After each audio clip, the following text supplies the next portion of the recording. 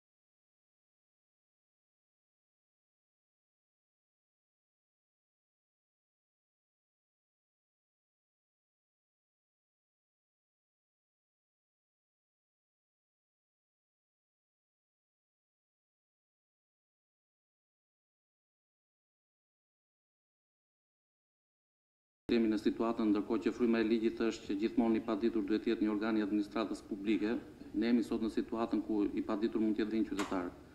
Dhe mbi këtë qytetar rrjedhin gjithë pasojat që parashikon ligji, para radhë parë bara e provës. Situatë tipike për të ilustruar këtë që them është situata ku kundërshtohen aktet e marrjes tokës pronësi. Janë pafund gjykimet që iniciohen nga prefektët e qarqeve për të kundërshtuar aktet e marrjes tokës pronësi dhe gjykatat administrative në vend që të gjykojnë vlefshmërinë e një akti administrativ, shikojnë tani ka mbi vendosje, s'ka mbi vendosje mbi ndjes pronave të qytetarëve të ndryshëm. Mirë po kjo mbi vendosje në radhë parë kërkon kryerjen e një ekspertimi dhe duhet ta themi këtë në gjykimet me ekspertim nuk mund të respektohen afatet drejtore. Sado strikte i bëjmë dispozitat ligjore, ne nuk mund të arrijmë asnjëherë që të përfundojmë një gjykim themeli ku duhet marrë dhe prova me ekspert brenda një afati 30 ditor. Mund gjej vend për përmirësim dhe procedurë gjykimit. Sot gjykatat administrative gjykojnë me të njëjtën procedurë gjykimi kundravajtjet administrative, ku më tipiket që prekin pak a shumë gjithë qytetarët janë kundravajtjet administrative që parashikohen në kodin rrugor. Dhe gjykatat janë detyruar të zbatojnë pa atë procedurë që zbatojnë dhe në rastin e gjykimeve, fjala bie të njoftimeve vlerësimeve për detyrimet tatimore që kapin vlerën ndoshta dhe miliona euro. Dhe kjo kuptohet krijon vështirësinë dhe në respektimin e afatit të gjykimit. Po kështu, gjykatat administrative gjykojnë me gjyqtar me trup gjykues çështje të cilat rrjedhin nga kontratat administrative, çështje që kanë bënë me kundravajtje administrative që dënojnë me burgim, të cilat janë inekzistente ose tepër të rralla, deri më tani nuk kemi pasur ndonjë rast se natyre. Dhe ndodhemi në situatën paradoksale ku një njoftim ku e përsërisërish detyrimit tatimor me vlerë miliona euro gjykohet nga një gjyqtar i vetëm sipas ligjit, ndërkohë që një kontratë administrative, fjala bie mos dorëzimi në kohë i pajisjeve mobile por situatë një institucion me vlera fare të papërfillshme gjykohen nga 3 gjyqtar. Pra duhet unifikohet kriteri i vlerës në caktimin e trupës gjyqësore. Afati i dorëzimit kuptohet nga ligji është parashikuar 7 ditë, është më i shkurtër nga afati që parashikon kodi procedurë civile, ndoshta për të përshpejtuar dhe më shumë kozgjatjen në tërësi të procesit, po të lexohet me kujdes dispozita përkatëse, kam përshtypjen që qëllimi i vendit është që vendimi të shpallet i arsyetuar. Dhe dosja thot ligji dorëzohet brenda 7 ditëve në kryesekretari, por kjo është objektivisht e pamundur. Bëhet fjalë për gjyqtar në gjykatat administrative të Shkallës Parë Tiranë dhe jam i sigurt dhe në gjykatat e rretheve që vendimojnë 20 çështje në javë. Pra është njerëzisht e pamundur që ta arsyetojnë këtë çështje. Kam përshtypjen që ky afat i shkurtër është mbetje, nëse më lejohet ta them kështu, e dispozitave procedurale të një kohe kur gjyqtari kishte 2-3 seanca gjyqësore në javë, caktonte seancën në orën 9 dhe në ora 1 shpallte vendim të arsyetuar. Sot kjo është praktikisht e pamundur dhe ka sjell këto vonesa pa përjashtuar kuptohet edhe përgjegjësinë individuale të çdo gjyqtari. Dhe çështja që i prek gjithë gjykatat pak a shumë dhe do mund ta vënë duke edhe kolegët janë organikat e gjykatave.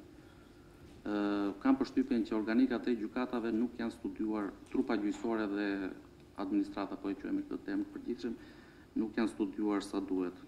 Kjo u pa në gjykatën administrative të apelit, sot po e konstatojmë dhe në gjykatën administrative të shkallës parë, ku për disa shkaqe njerëzore për shkak të largimit të disa gjyqtarëve me leje lindje dhe të një vendi vakant që është krijuar për shkak të transferimit të një gjyqtare, sot gjykata administrative e shkallës parë Tiranë gjykon me 12 gjyqtarë, duke përfshirë dhe kryetarin e gjykatës. Bëhet fjalë për një gjykatë e cila mbulon 2 qarqe, nga të cilat një qark është Tirana dhe është qarku më i madh i vendit, 5 rrethe administrative, nga të cilat 4 rrethe janë rrethe gjyqësore, dhe me popullsi mbi 1 milion banor. Gjykojnë vetëm nga 12 gjyqtarë. Kështu që shumë shpejt do të lindi problemi dhe i një studimi të mirëfillt për trupën gjyqësore në mënyrë që ajo të shtohet. Një merak, nëse mund ta them kështu imi, është që ne edhe me të drejtë ngulmojnë shumë te aspekti procedural, te aspekti sasior, por duhet parë dhe cilësia. Koha do ta tregojë çfarë cilësie kanë këto vendime gjyqësore që gjyqtarët përpiqen t'i dorëzojnë afat. Bëhet fjalë për vendime të cilat duhet ndjekur jo një ligj i caktuar, po duhet ndjekur në kohë akte në ligjore që kanë ndryshuar pafundësisht, vendime Këshillit të Ministrave, udhëzime rregullore dhe çfarë cilësie do kenë këto vendime. Dakor, ti dorëzojmë në afat brenda 7 ditëve, po cilësia e këtyre vendimeve? Sepse një cilësie do të cilë ato që çështjet do të prishën, do të kthehen për gjykim dhe prapë do të fillojë nga e para. Dhënia e drejtësisë. Megjithatë unë edhe një herë them, jam shumë i kënaqur që dhe gjej rastin të falenderoj dhe Gertin për faktin se evidentoi punën që ka bërë gjykata administrative e shkallës parë Tiranë. Ndoshta kjo punë duhet evidentohet më tepër, por ne kemi një diskutim të madh sot në lidhje me prezantimin e punës së gjykatës, pasi flitet që gjykatat administrative duke qenë se në shumicën e tyre ose të gjitha gjykatat kanë sistemin elektronik menaxhimit çështjeve gjyqësore. Ky sistem ka portalin e vet pranë Ministrisë së Drejtësisë. Nëse ne do të klikonim sot në këtë portal, gjykatat administrative nuk e gjen veten aty. Pra, e para. E dyta, nga ana tjetër, zyra administrimit të buxhetit gjyqësor në komunikime zyrtare, gjykatës sonë paktën i thotë që ju nuk mund të hapni faqe zyrtare me iniciativën tuaj, sepse duhet ta gjeni veten tek portali i Ministrisë së Drejtësisë. Dhe kjo pasjell pastaj që ne ndoshta kritikojmë edhe me drejt nga mediat përgjithsisht për një mungesë transparence, por kjo shkaku është pak a shumë ky që tham. Këto pak a shumë. Këto besoj se janë dhe problematika që mund të nxjerrin dhe kolegët. Gjithë falenderoj dhe një herë. Zoti Roshi, faleminderit juve. Në këtë auditor është mjaft i çmuar etika që ju përfaqësoni, ngarkesa e punës që ju përballoni dhe sigurisht